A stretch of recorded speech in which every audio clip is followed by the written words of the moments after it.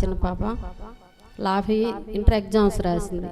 అయితే physics exam రోజు ఆ పిల్ల ముందు రోజు బాగా సిక్ అయింది. సిక్ అయ్యి ఎగ్జామ్ రాయలేకపోయింది.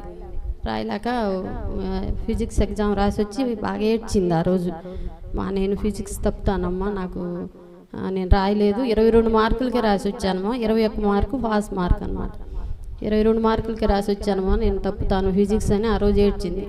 ఏడిస్తే నేనే ధైర్యం చెప్పాను, ఫిజిక్స్ ఒక్కటే కదా నాన్న, తప్పితే తప్పేవలే, కాకపోతే మళ్ళీ సప్లీ ఉంటుంది కదా రాసుకుందులేమ్మా అని చెప్తే, కాదమ్మా అందరూ పాస్ అవుతారు, నేను ఒక్కదాన్ని ఫెయిల్ అయితే నాకు ఎట్లమ్మా అని చెప్పి ఏడ్చింది. ఏం కాదులే నాన్న, దేవుడు చూసుకుంటాడులే అని చెప్పి రిజల్ట్ రోజు ముందు రోజు ఆ రోజు ఆ పిల్ల కుటుంబ ప్రార్థనలో కన్నీటితో ఏడ్చి ప్రార్థన చేసింది.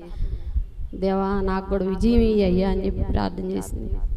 తర్వాత మళ్ళీ రిజల్ట్ రోజు ఉదయాన్నే తెల్లవారుజాము నేను లేచి ప్రార్థన చేశాను. తండ్రి, నా బిడ్డని నువ్వు విజయంతో విజయం ఇచ్చి ఆ బిడ్డను ఆశీర్వదించి దేవా, నేను మంగళవారం సాక్ష్యం చెప్తానయ్యా వచ్చి అని చెప్పి మన ఆత్మీయ తల్లిదండ్రులు ప్రార్థన చేసిన రీతిగా, సంఘం అంతా ప్రార్థన చేసిన రీతిగా రిజల్ట్ వచ్చినప్పుడు రిజల్ట్ చూడటానికి కూడా ఆ పిల్ల భయపడింది. ఫిజిక్స్ పోద్దాం. దేవుని మహాకృప ఏంటంటే 21 మార్కులతో దేవుడు ఫిజిక్స్ని కూడా పాస్ చేసి నా బిడ్డకు విజయం ఇచ్చాడు.